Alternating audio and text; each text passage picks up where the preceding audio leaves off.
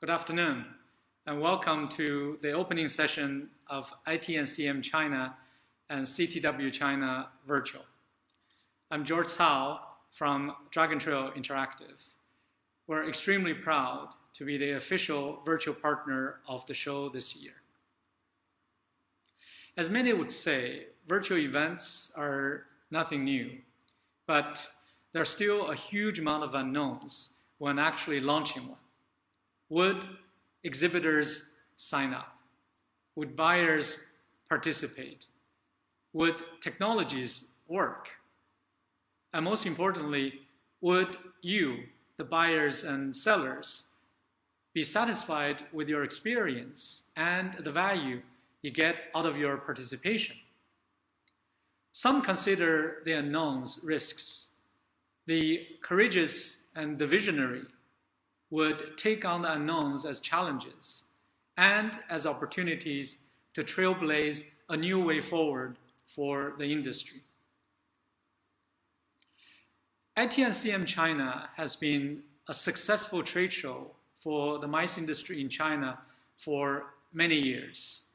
And I can imagine that the decision to go fully virtual this year has not been made lightly. And I want to thank the leadership at TTG for choosing us to embark on this journey together. I also want to give my appreciation to CTS Mice and MP International for the support in making this event a reality. And it has indeed been quite a journey. Together, we planned, we brainstormed, we debated, and we have worked countless days and nights to bring this show to you today. One of the things that has been driving us, and this is especially true for me personally, is not wanting to let each other down, and especially not wanting to let you down. Without you, the exhibitors and buyers, the show wouldn't be here today. I want to take this opportunity to thank you for your trust and assure you that we'll continue to work very hard over the next 3 days to give you a solid virtual trade show experience. That's not to say that there will be no issues. This is new to most of us. Please do expect challenges here and there, technology or otherwise. But we'll be here to support you in any way we can. So please reach out to us whenever you run into any difficulties. We've worked together for a couple of weeks already and have successfully completed 2 matchmaking phases of this year's show. In addition to the PSA virtual meetings you have confirmed, there are going to be a lot of exciting activities coming up in the next 2.5 days. Please engage with your partners and industry colleagues and make the best out of the show. To open today's show, we've invited 3 distinguished speakers to discuss an important topic for the industry right now: the digital-first future for MICE and corporate travel.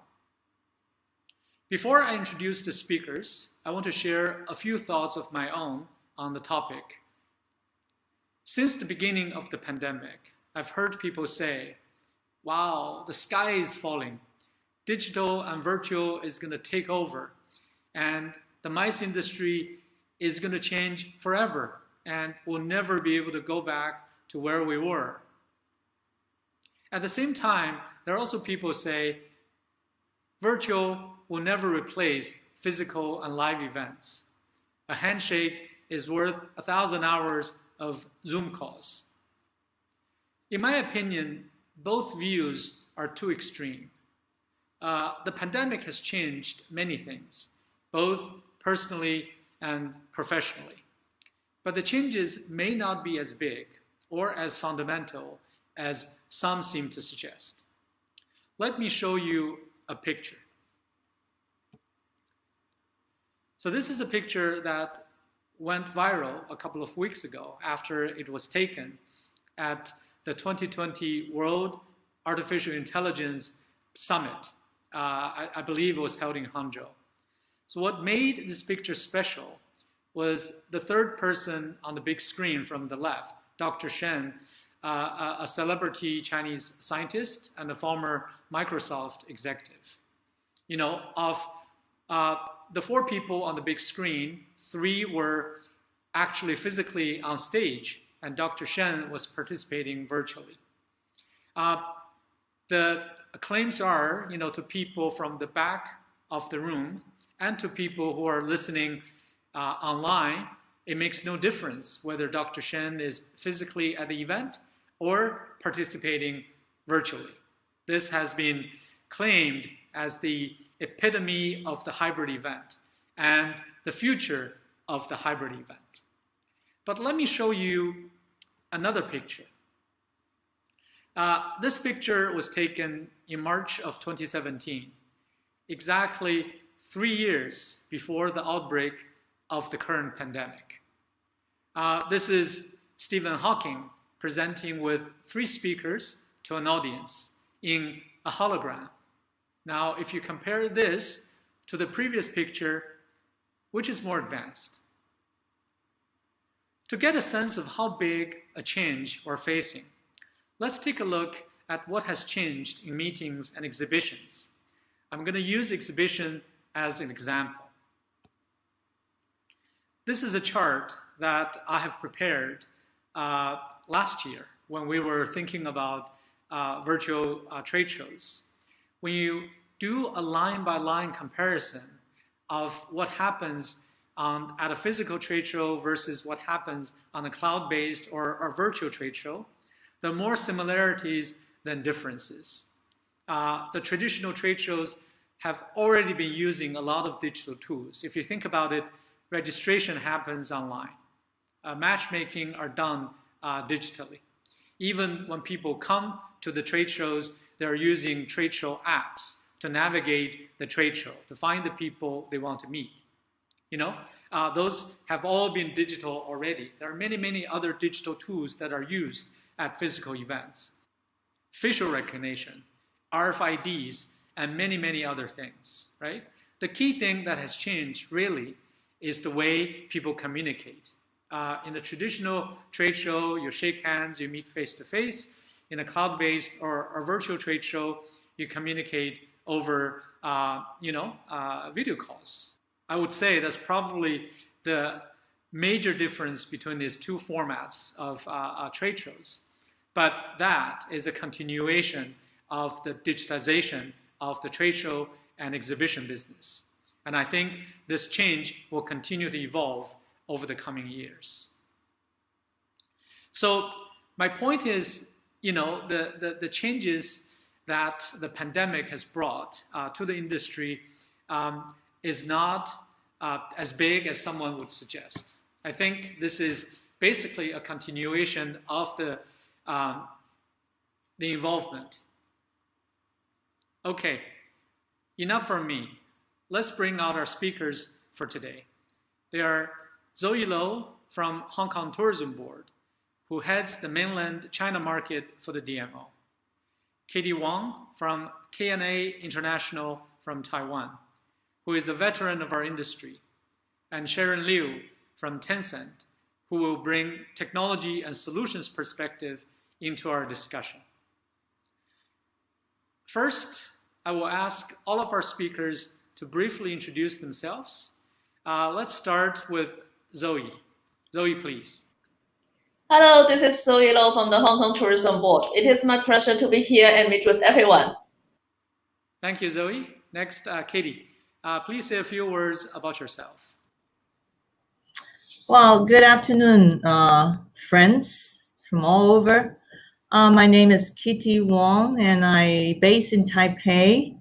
I organize events, conventions, and exhibitions in the past 35 years. I've been doing conferences and exhibitions. It's not just for my clients, and I also own a few shows myself. And George has asked me to come and talk about my experience with using technology in the MICE business. and I hope that I can share some of my experiences with you. Thank you. All right. Thank you, Kitty. And next, Sharon. You come from Tencent, one of the largest technology companies in the world.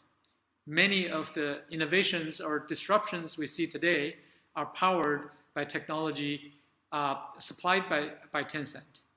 Please introduce yourself to us, please. Hello, everyone. And this is Sharon from Tencent Cloud. I'm happy to be invited as a guest speaker to attend this event. And I'm the Business Development Director of Tencent Cloud Media, Tourism and Telecom Industry Center. Okay, now we start our panel discussion. The format of the panel discussion is I'm going to ask each speaker to do a short presentation. And after that, I will follow up with some questions to each of them to dig a little bit deeper into the topics. First, let's welcome Zoe to give her presentation. Zoe, please. Thank you, George. In the past few months, the tourism industry has experienced an unprecedented challenge due to the global COVID-19 outbreak. Fighting against the pandemic becomes our normal way of life. Some new normal will also be seen at the early recovery stage of the MICE industry. For example, companies and organizations will be focusing more on staff's wellness and corporate social responsibility. There will be a shorter lead time in MICE organizers' planning journeys, an increasing trend of smaller MICE groups in general. Destination hygiene and safety will atop planners' evaluation list more than ever. And in terms of meeting formats and marketing promotions, a hybrid model integrating both online and offline will be more commonly used. As for Hong Kong Tourism Board, we have devised a phased recovery plan, which will be implemented step by step to reinvigorate the tourism industry. Today, IT&CM brings together global tourism partners through this first ever online exhibition, boosting confidence for the industry and injecting impetus into the MICE market. Here I wish the IT&CM online exhibition a great success and look forward to working with our tourism partners to build a new industry outlook under the new normal. I'm glad to have had today's opportunity to share some of my thoughts on a few topics that are the most frequently discussed and the most concerned amongst our tourism partners in the past few months. To begin with, how should we formulate a post-pandemic development plan for the MICE market? Under the new normal, should we take a wait-and-see approach or continue carrying out recovery work under the new circumstances? Obviously, we need a more dynamic mindset to deal with the new normal. The pandemic has caused a severe impact to the tourism industry. However, it has also created a buffer for us to review and reshape the industry ecosystem and rethink the industry future. In my opinion, we should not simply take a wait-and-see approach. Instead, we should proactively react and rise above challenges. Understand the new needs of customers, develop products that differentiate from others, and get fully prepared for the post-epidemic recovery. There is a saying in Chinese, "Wind will breathe while we wait for the flowers to bloom." This is applicable to our situation now. While we are waiting, we do not just sit around and do nothing. Instead, we should think deeper, then fight on with our concert power. As we need to take actions, we definitely need sharper tools to cope with the paradigm shift. For now, short distance, close regions, and cross-province tours have shown signs of recovery. For the tourism industry, to overcome the challenges brought by the pandemic, we must work hard and gear ourselves up. Besides building up determinations and preference, we should also consider leveraging the power of innovation, creativity, and technology to facilitate companies' transformation and upgrade. During the pandemic, I have seen a lot of tourism partners and their companies using information technology to continue their work, such as virtual exhibition, armchair travel, short videos, and live streaming, etc. These are all great ways for promotion. Utilizing digitalization, network communication, and data intelligence, they are the new innovative ways of marketing that meet the needs of the MICE market. Facing the upgrade of the industry, what will be the most noteworthy marketing model in the future that integrates both online and offline activities? We believe a hybrid business model will be more effective. I can share some for my own experience with the Hong Kong Tourism Board. Since the coronavirus outbreak in February, Hong Kong Tourism Board has organized nearly 20 online product training sessions for our MICE partners. In mid-June, we held a 3-day online live streaming sharing forum titled Meet On at Hong Kong. Not only did we introduce the favorable policies and supporting measures that benefit the MICE market in Hong Kong, but we also shared latest updates on events venues, tourism products, and local attractions in Hong Kong. As the program are tailored to the needs of MICE clients, these online events received great feedback. In addition, MICE business, incentive segment in particular, is different from a regular business meeting. Incentive groups are often emotionally attached to the destination, inspired by the event value, the immersive and cohesive in-time experience, such as team building activities, are all quite impossible to be replicated by online events. Therefore, I believe that combining both online and offline resources and making sure they complement each other would be the trend and direction for MICE to develop under the new normal. Next, I would like to ask Katie to share her thoughts with us in her presentation. Katie, please. So, digital first, well, it's a debatable phrase to us as an organizer of physical events. While talk about travel and being banned traveling, well, people would have to evolve, and we're forced into this situation. And you can consider this as half empty or half full. I've been very excited about the changes because this is a once in a lifetime thing that you have to do it, you know. And we don't have any choices. Just go and have to look into the future instead of looking back. So we're not adapting. It's still a lot of questions around, and people are asking, when does it over? I mean, when will it over? And are we going back to the normal life, or what is the new norm? I have no answers for this. I don't think anybody has it.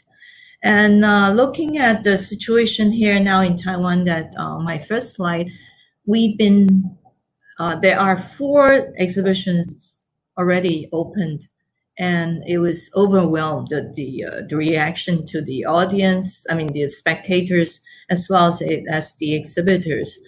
It was, everyone followed the game rules, the new norm, which is wear your mask, wash your hands, stay distancing. So life goes on, and I welcome all the technology, all the new gadgets that's coming in and helping us to engage, and but we just have to see which are the good ones and which are the ones like the .com era that will vanish. And yeah, I'm pretty excited about this. Wow, that's a lot of personal experience. And Next, Sharon, can you give us your presentation, please? So in 2020, we all know the COVID-19 pandemic has brought the world half into an economic crisis. The tourism industry, which is highly sensitive to changes in the external environment, has suffered an unprecedented impact as well. Through extreme scenarios, the epidemic proved to us that digitization is not only a kind of essential option for the social economy, but also an optimal solution. We believe industries and companies that actively building the digitization strategy can better cope the challenges brought by the COVID. Internet and terminals have once again been leveraged as an empowering tool in many aspects, which not only solve the individual needs of entertainment and consumption, but also help many enterprises in fight against the COVID and even the industry development. We see many companies use WeChat mini program, online meeting, and other tools to accelerate the resumption of work and production. Many industries started to rethink their development strategy from offline to online to break space and dimension. Millions of users complete their learnings and consulting their doctors online. So we believe that also the tourism industry have greatly affected by the epidemic. A positive development trend of the tourism economy has not changed.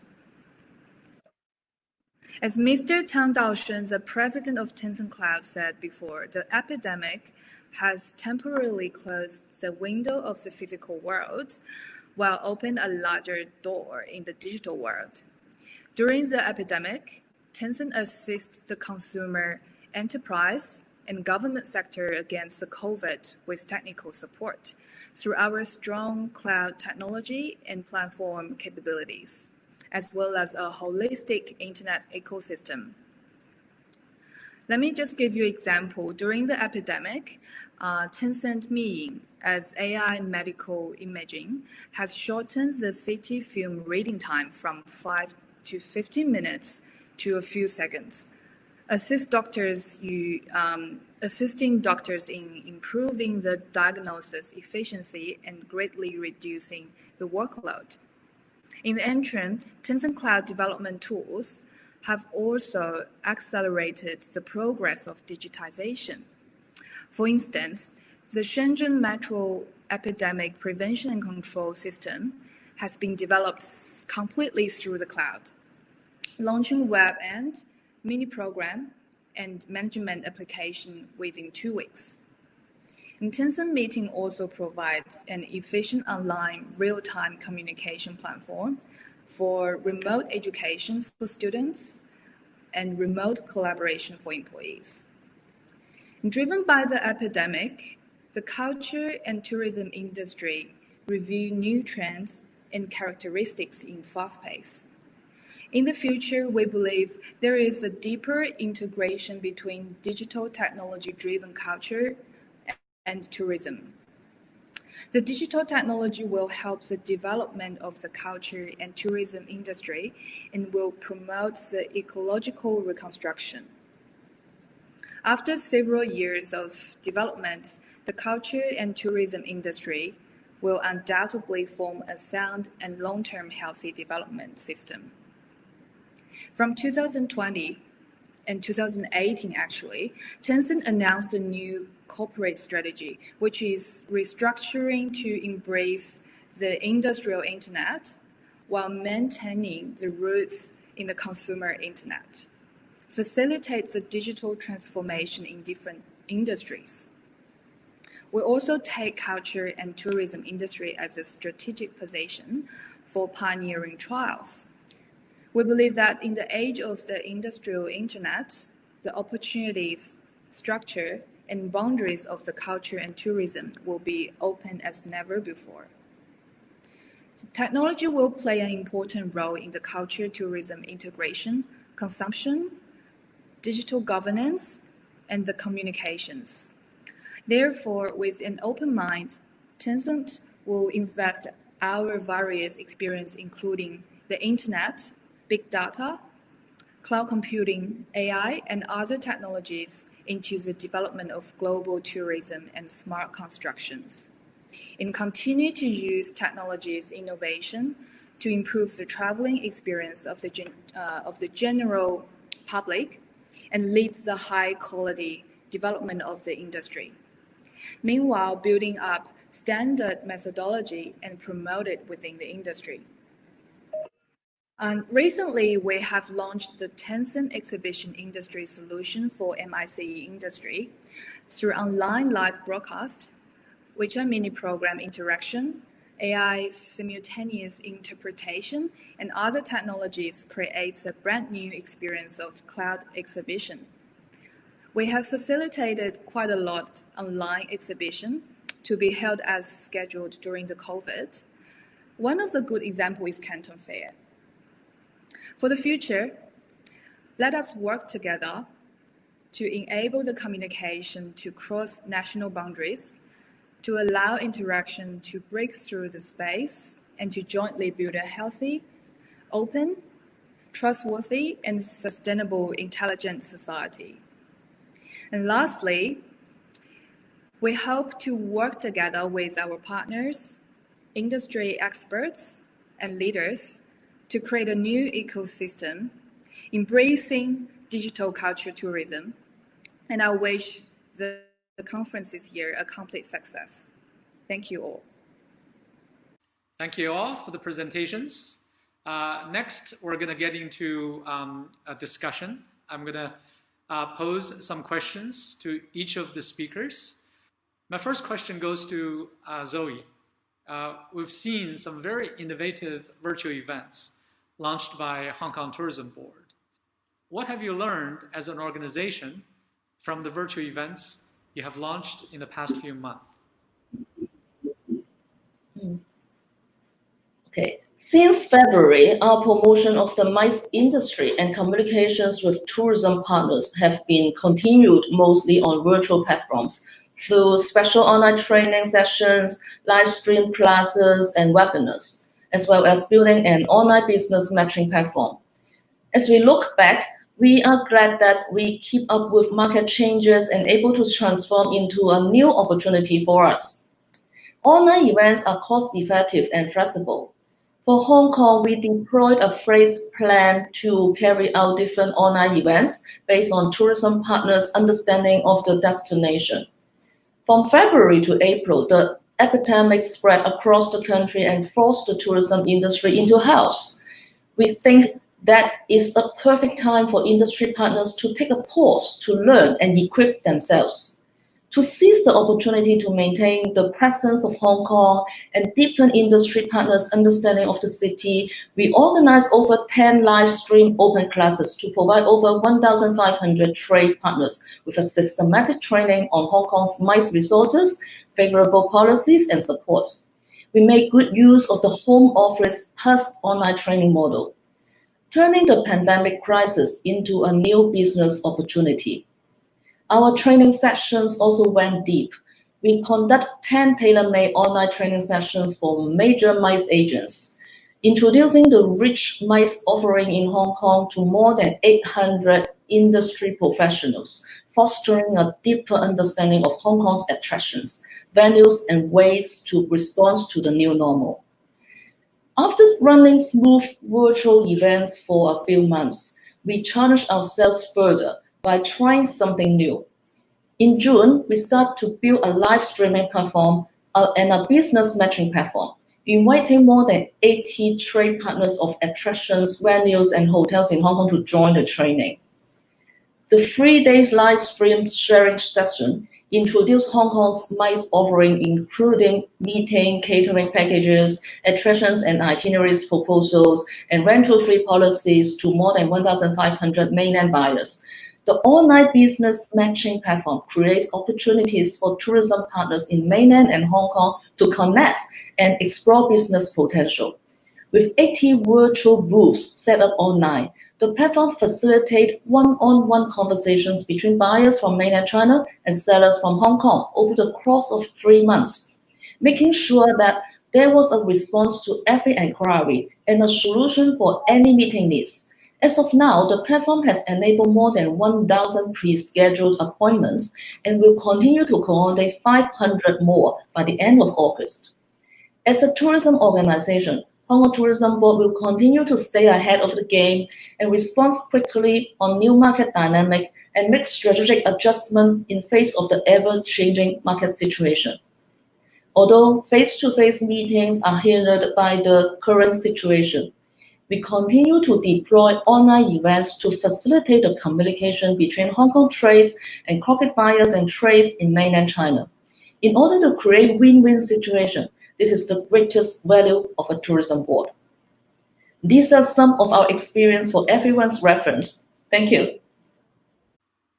Okay, thank you, Zoe. Next, Kitty. You've been in the trade show and event business for many years. I often hear people say that virtual trade shows is nothing new, and they have been around for a long time. And I was personally told by someone that the first attempt of a virtual trade show that they saw was in 1990. That was the year I graduated from college. Can you provide some perspective on the history of digital or virtual trade shows?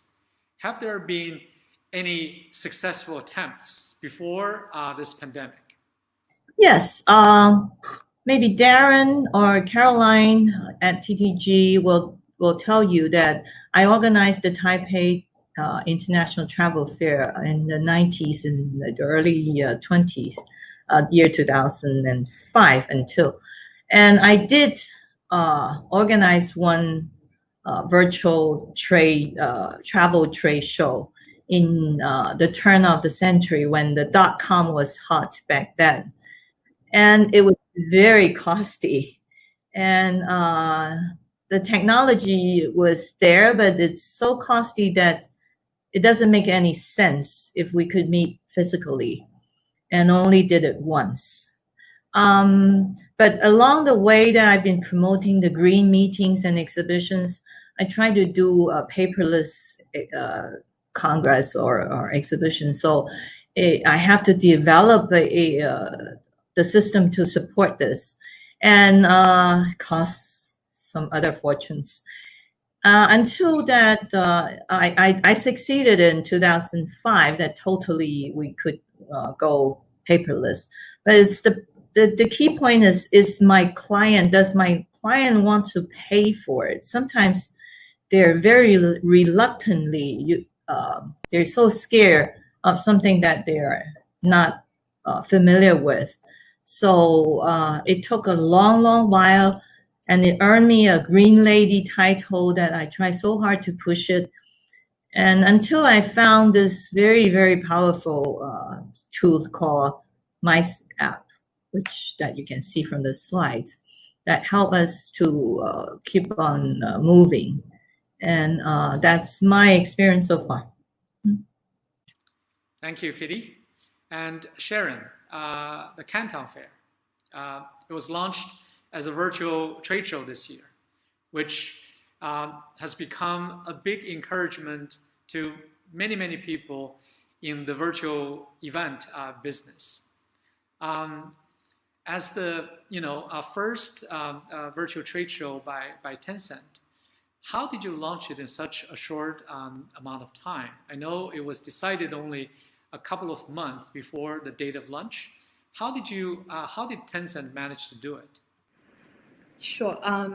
I think as one of the internet company, Tencent has top talents, of course, in various fields, including technology, marketing, and operation, etc. And besides that, I think Tencent has the most competent internet ecosystem in China, including social networking, entertainment, advertising, and of course, cloud technologies, etc. So our talents and strong platform endorse all of our projects. And another reason I think for Tencent to do this in a short lead time is we're very dedicated to all the projects we conduct for our partners. So taking this Canton Fair as an example, Tencent has allocated 5 business groups 22 departments, and hundreds of staff to support the event locally. And with those resources and our sense of responsibility, we made every effort to complete all of our cooperated projects efficiently and also with a high quality. Okay, yeah, so this is new for Tencent. So in the overall ecosystem of the exhibition business, what role does Tencent want to play? Right. I think that's a very good question, George. With the foreseeable development of the online exhibition model, Tencent would like to be a reliable partner in the new era of the industry. And Tencent is capable of continuously producing innovative and comprehensive exhibition solutions for all the organizers with our previous industry experience. And at the same time, Tencent is also a supporter during the implementation of those solutions. We can arm organizers with powerful operating tools, for example, like advertising channels and the capabilities of improving of the big data analysis of the brands. Great. I think we all need to watch out for the giants entering into the events and exhibition side of the market.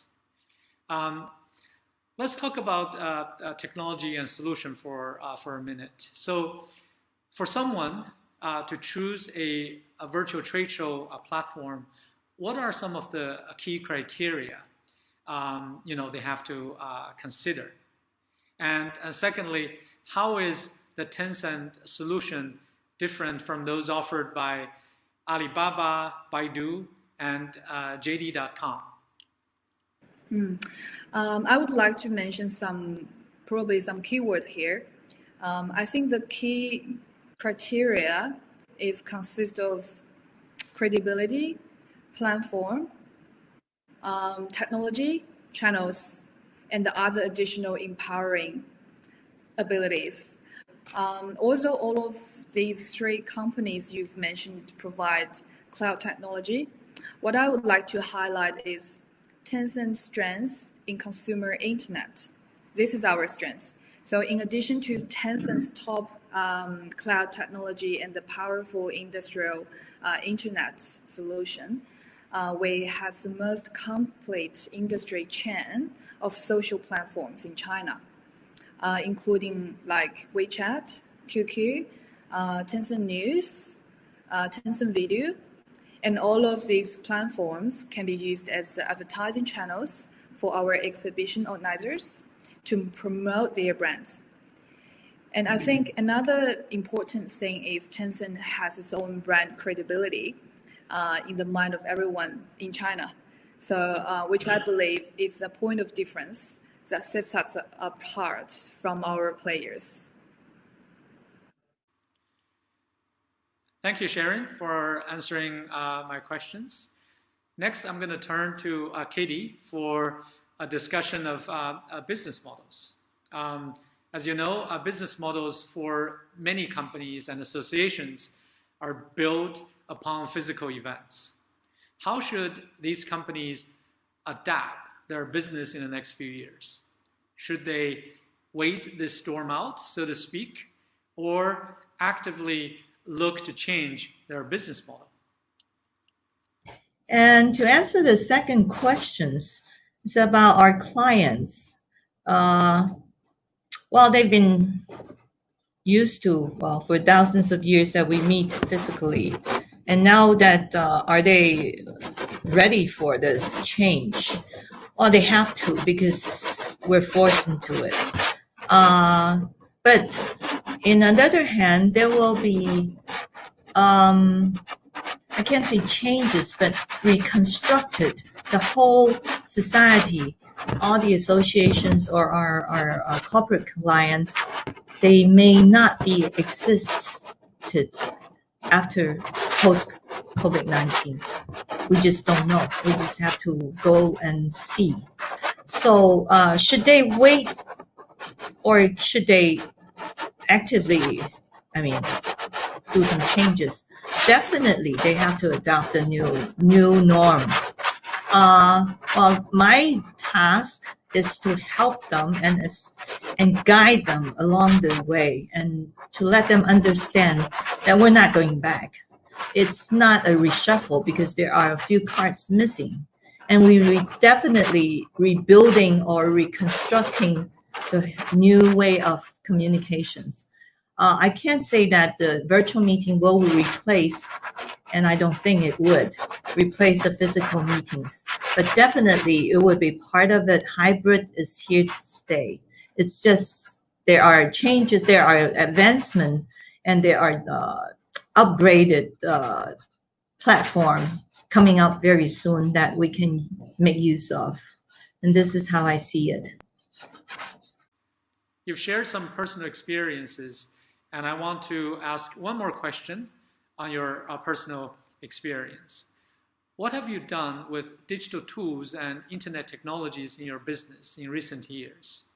And what have you done since the beginning of the pandemic, leveraging digital communication platforms and other tools to run your business?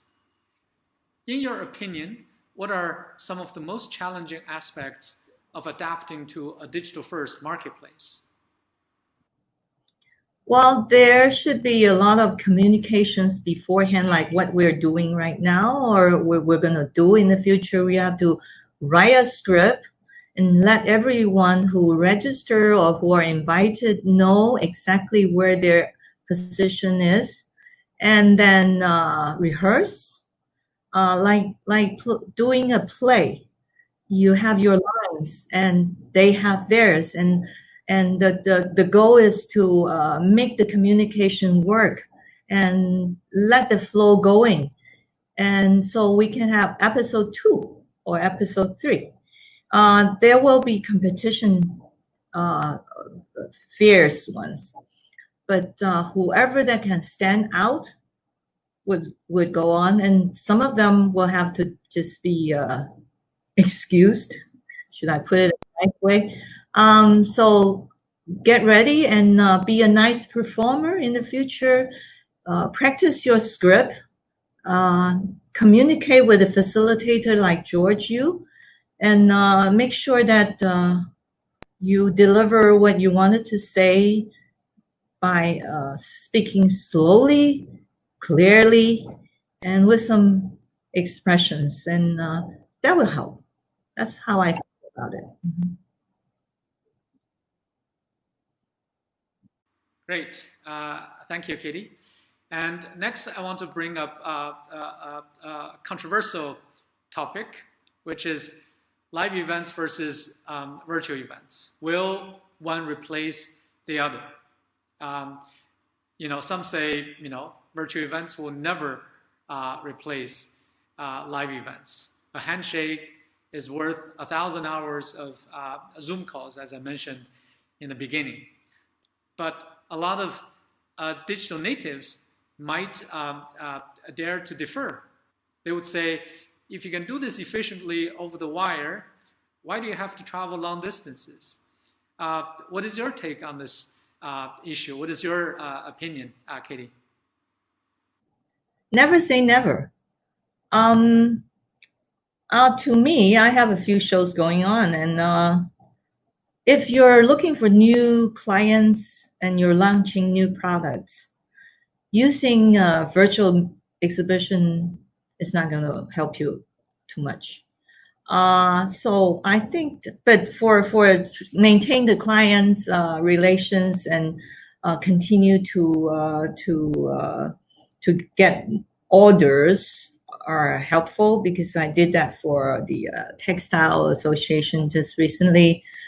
But well, it's about experience. So what is the image of an LV or so-called a street vendor when you go into an LV store or you go shop on the street?